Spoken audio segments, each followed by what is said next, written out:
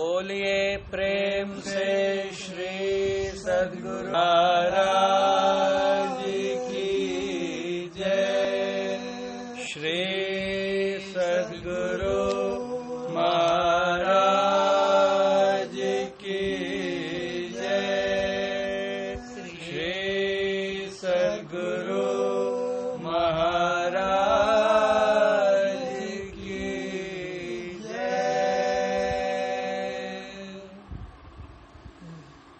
रामचरितमानस सार सटीक कल हमने इस अद्भुत पुस्तक के बारे में परमाराध्य सद्गुरु महर्षि में परमहंस जी द्वारा लिखी भूमिका देखी थी।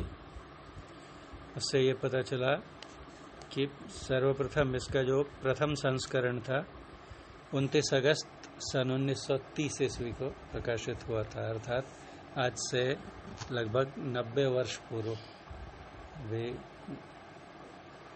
महात्मा वर्ग में भी अगर देखा जाए तो इससे अधिक उम्र के सिर्फ एकमात्र पूज्य अच्युतानंद बाबा हैं जो 90 वर्ष से अधिक के हैं।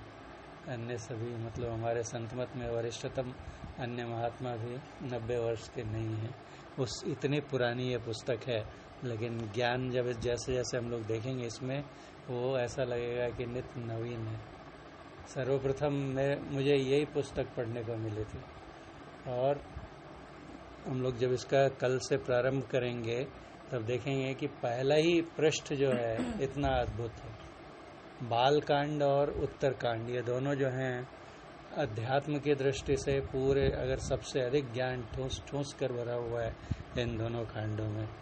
तो इसमें गुरु महाराज की व्याख्या पढ़ के ही एक कौतूहल, क्योंकि उसको अध्यात्म पे पासा तो नहीं बोला जाएगा क्योंकि कुछ समय तक रहा फिर गायब हो गया, लेकिन इसमें जो गुरु महाराज ने अद्भुत व्याख्याएं की हैं उससे ऐसा कौतूहल हुआ कि दीक्षा लेने का एकदम आग्रहभूत हो गया और अंत में मिले भी। जबकि उस समय मैं अभी के हिसाब से कहा जाए, पहले हम लोग के समय ISC बोलते थे, इंटरमीडिएट साइंस, और अभी की इससे बोलेंगे टर्मिनोलॉजी में तो प्लस टू में था। तो उस समय ही इस पुस्तक को पढ़ने के बाद ही जो है दीक्षा ग्रहण करने का एकदम भाव जो है मन में ये हो गया था। आज हम लोग देखेंगे इसके प्रकाशकीय, ऐसे कहा जाए इसको पढ़ने की क्या आवश्यकता है। तो इसमें भी कुछ ऐसी बातें हैं जिसके बारे में कम लोगों को पता होगा, इसलिए आज हम लोग प्रकाशकीय पढ़ते हैं और बालकांड का प्रारंभ कल से करेंगे। गोस्वामी तुलसीदास जी के रामचरितमानस को रामायण नाम से ही जनसाधारण अधिक जानते हैं और इस ग्रंथ को बड़ी पूज्य और पवित्र दृष्टि से देखते हैं। श्रीमद् भगवद गीता के बाद रामायण अर्थात रामचरितमानस, हमें हमेशा याद रखना चाहिए कि गोस्वामी तुलसीदास जी रचित पुस्तक का नाम रामचरितमानस है। रामायण वाल्मीकि जी की रचित पुस्तक का नाम है, लेकिन फिर भी देखेंगे जन सामान्य में रामायण नाम ही प्रचलित है, इसलिए यहाँ भी ऐसा लिखा गया है। श्रीमद् भगवद गीता के बाद रामायण का ही भारतीय भाषा जानने वालों के बीच में अधिक प्रचार है, परंतु इसे पाठ करने, इसमें वर्णित राम कथा को सुनने समझने का जितना ख्याल लोगों में है उसका शतांश भी, शतांश मतलब 100वां हिस्सा भी, इसमें विशद रूप से वर्णित राम के सत्य स्वरूप और उसे पाने के लिए पूरी भक्ति करने का विचार उनमें नहीं है। जो असली भक्ति का स्वरूप है, राम का जो सत्य स्वरूप है, इसके बारे में विचार करने के लिए कम लोग उधर जाते हैं। कहते हैं यद्यपि गोस्वामी जी ने जन रुचि को आकर्षित करने के लिए, रोचक बनाने के लिए कथानक का सहारा लिया है, परंतु विद्वज्जन भी, जो विद्वान लोग हैं वो भी सामान्य जन रहें, सर्वसाधारण रहें तो कोई बात नहीं है, परंतु विद्वज्जन भी, आज कितने टीकाकार हैं जिनकी इतनी मोटी मोटी मतलब हजार पेज के एक नहीं कई खंडों में रामचरितमानस के एक एक कांड पर 2-2 ऐसे हजार पेज की पुस्तकें हैं, यानी सब मिलाकर 10-12 पुस्तकों का संग्रह, और उसमें सिर्फ रामचरितमानस की टीका, और उसमें एकदम स्थूल कथा, ऐसा हुआ तो पलक गिरी तो ऐसा कैसे हुआ, ये सामने से आए, इधर से क्यों नहीं आए, ऐसी ऐसी एकदम जो स्थूल जो कथानक है उसकी इतनी व्याख्या रहती है, लेकिन जो उसमें सूक्ष्म ज्ञान है, जो जलचर, कल हमने देखा गुरु महाराज कहते हैं योग का जो ज्ञान है, भक्ति का जो सूक्ष्म ज्ञान है, उधर नहीं जाते। परंतु विद्वत जन भी इन स्थूल कथाओं में ही उलझे से रह जाते हैं। बहुत कम विद्वान ही इसकी गहराई में डुबकी लगाने का प्रयत्न करते हैं, और जलचर तो गहराई में रहते हैं, गहराई में जाएंगे नहीं तो उनसे मुलाकात होगी नहीं। कभी कभार ऊपर आ जाते हैं, जैसे हम लोगों के लिए जलचर ही तो निकल के बाहर आ गया, क्योंकि इसको गोताखोर हमको ऐसे मिले जो इन्होंने कि ला के वहां से हमारे सामने मुट्ठी लाया ज्ञान की, उसमें कहते हैं डुबकी मारी, उसमें कबीर काया समुद्र है, उसमें डुबकी मारी एक, और उसमें मुट्ठी लाया ज्ञान की जामे वस्तु अनेक। अन्यथा उनसे भेंट करने के लिए अंदर ही जाना पड़ता है। पूज्यपाद सदगुरु महर्षि में ही परमहंस जी महाराज ने संत साधना की पूरी अनुभूति का वर्णन रामचरितमानस में पाया है।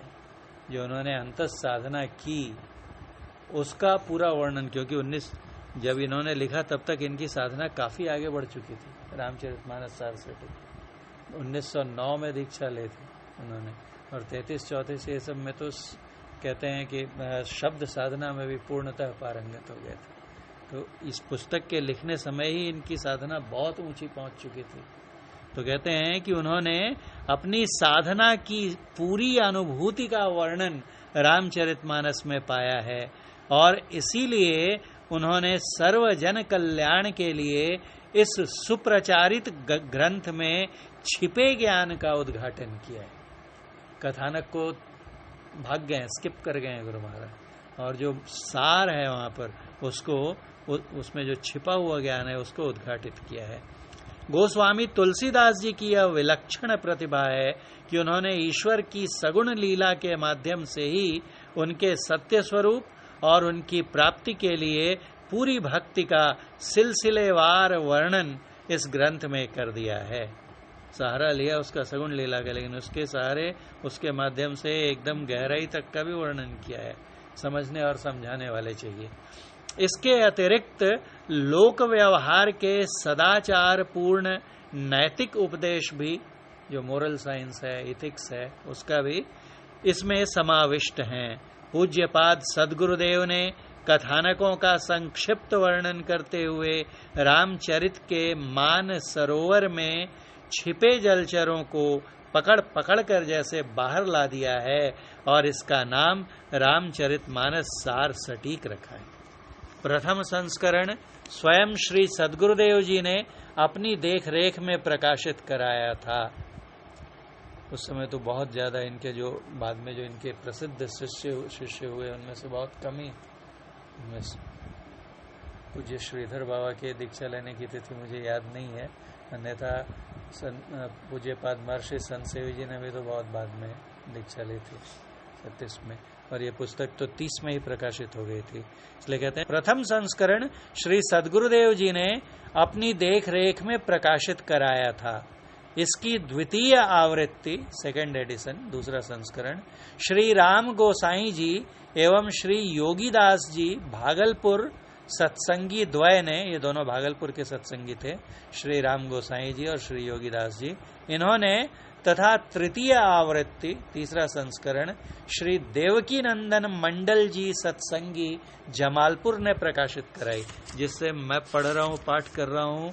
ये अष्टादश संस्करण है, यानी 18वां एडिशन है 2005 ईस्वी का। कितनी प्रचलित हुई ये पुस्तक, इसका अंदाजा इसी से लगता है। 2005 में ही इसके 18 संस्करण प्रकाशित हो चुके थे। इस पुस्तक को और भी, इसके बाद का भी संस्करण है मेरे पास, लेकिन ये सजिल्ड है, हार्ड कवर वाला है, इसलिए पढ़ने में आसानी होगी। इसको चुना है मैंने। तो 18वां संस्करण हम लोग इससे पाठ कर रहे हैं। तीसरे तक का तो हो गया। चतुर्थ एवं उसके बाद की आवृत्तियां, फोर्थ से और उससे आगे, अखिल भारतीय संतमत सत्संग प्रकाशन के द्वारा प्रकाशित की गई हैं। अब जो भी पुस्तक होती है मुख्य वहीं से प्रकाशित होती है। चतुर्थ आवृत्ति में पूज्यपाद सद्गुरुदेव ने व्याख्या के विविध स्थलों पर आवश्यक संशोधन एवं परिवर्धन भी किए, एडिटिंग भी किए और उसमें जोड़ा भी, परिवर्धन भी किए चतुर्थ आवृत्ति में, जिससे यह ग्रंथ अधिक प्रांजल और उपादेय बन गया। पूर्व के संस्करण में सद्गुरुदेव महर्षि में ही परमहंस जी महाराज द्वारा जहां तहां दोहे चौपाइयों आदि के नीचे इसका अर्थ सुगम है लिखा गया था। वो संस्करण भी है अपने घर में, पहले उसी से पढ़ा था। तो उसमें बहुत सी चौपाइयां ऐसे यहाँ से यहाँ तक लिख के और उसके बाद उसके नीचे एक कोष्ठक में, पापा पढ़े देखो हंस रहे, और एक कोष्ठक में एक ब्रैकेट में गुरु महाराज लिख देते थे इसका अर्थ सुगम है। अब उनकी दृष्टि से उनका अर्थ सुगम था, लेकिन उनमें से बहुत सी चौपाइयों का अर्थ नहीं समझ में आता था। सुगम बोल रहे हैं गुरु महाराज, लेकिन देखते थे तो कुछ कुछ उसमें भी समझ में नहीं आता था। तो ऐसी फीडबैक गई होगी बहुत जगह से कि है सुगम, गुरु महाराज के लिए सुगम है, हम लोगों को तो समझ में नहीं आता है। तो क्या कहते हैं खराब लगता कि हाँ, सदगुरुदेव इसलिए बताया कि इस प्रकाशकी इसीलिए पढ़ रहा हूं मैं, क्योंकि बहुत सारी बातें ये सब जो है कम लोग जानते हैं। महर्षि में ही परमहंस जी महाराज द्वारा जहां तहां दोहे चौपाइयों आदि के नीचे इसका अर्थ सुगम है लिखा गया था। पाठकों की विशेष सुविधा को ध्यान में रखते हुए पुस्तक के नवीन संस्करण में, जैसे इसमें भी देखा मैंने, इसमें वो नहीं है, इसलिए ये लिया कि अब हमको भी नहीं पढ़ना पड़ेगा इसका अर्थ सुगम है। तो ध्यान में रखते हुए इस पुस्तक के नवीन संस्करण में उनके अर्थ दे दिए गए हैं। और ये काम किया उनके शिष्य पूज्यपाद महर्षि संत सेवी परमहंस जी महाराज ने। पुस्तक अंतर्गत तारे, एस्टरिस्क रहता है ना, स्टार लगा देते हैं, तारे से चिन्हित, तारांकित दोहे चौपाइयों आदि की टीकाएं सदगुरु महर्षि में ही परमहंस जी महाराज द्वारा नहीं की गई हैं। कुछ कुछ दोहे चौपाइयां और बच गई जिनके टीका की आवश्यकता जान पड़ी, जो कि गुरु महाराज ने उनको सरल जान के छोड़ दिया होगा। तो ऐसे भी कुछ ऐसे भी इसमें दोहे और चौपाइयां इन संस्करणों में है जिनमें तारांकित कर दिया गया, उन्हें स्टार लगा दिया गया है। और उनकी टीकाएं सदगुरु महर्षि में ही परमहंस जी महाराज द्वारा नहीं की गई हैं, बल्कि ये टीकाएं महर्षि संत सेवी परमहंस जी महाराज द्वारा की गई हैं। सत्संगी और पाठक, इसलिए मैंने इसको पढ़ा, सत्संगी और पाठक बंधु। अब पढ़ते समय जो लोग भी स्टार देखेंगे तो उनको समझ में आएगा कि उसके स्टार का, तारे का मतलब क्या है। सत्संगी और पाठक बंधु इस पवित्र ग्रंथ का अध्ययन मनन करके गोस्वामी तुलसीदास जी के द्वारा प्रतिपादित ईश्वर स्वरूप और उनकी बताई नवधा भक्ति पर चलने की प्रेरणा ग्रहण कर सकें, यही इसकी सार्थकता है और इसी में हमें प्रसन्नता है। प्रकाशक, और ये 18वां संस्करण कब प्रकाशित हुआ था?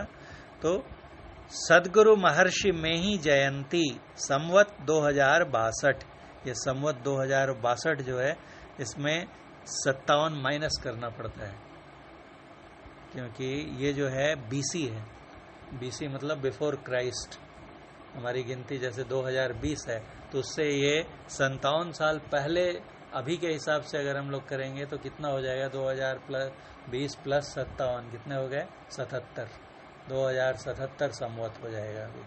तो ये 2062 है, अर्थात 22 मई 2005 ईस्वी, और ये गुरु महाराज की जयंती का शुभ दिन था, जिस दिन अष्टादश संस्करण प्रकाशित हुआ था, जिसका पाठ हम लोग कल से करेंगे। बोलिए प्रेम से श्री सद्गुरु महाराज।